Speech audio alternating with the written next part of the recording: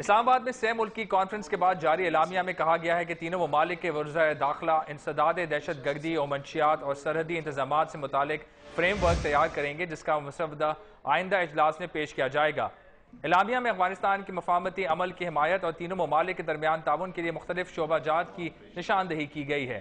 Conference کے بعد مشترکہ پریس کانفرنس میں ایرانی صدر نے کہا کہ کسی بیرونی طاقت کو خطے میں مداخلت کی اجازت نہیں دی جائے گی۔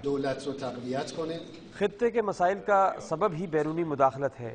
علاقے کے ممالک میں کوئی بنیادی اختلاف نہیں اور ان کے مسائل بھی مشترک ہیں۔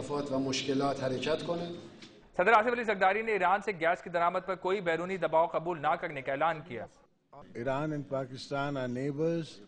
We need to interdepend on each other, and a safe Pakistan is a prosperous Pakistan, and our bilateral relationships cannot be considered or be undermined by any international pressure of any kind.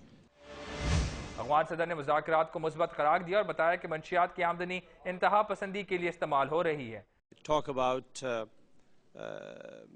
a good conversation, a good dialogue that we had yesterday with our brothers in Pakistan, and our meeting today at the tripartite of the three countries was one that was futuristically oriented and with recognition of the opportunities and the dangers around. So as far as recognition of opportunities is concerned, that is very much there.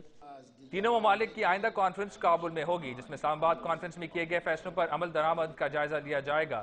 مبصرین کا کہنا ہے کہ اس conference سے خطے کی سیاست پر مثبت اثرات مرتب ہوں گے۔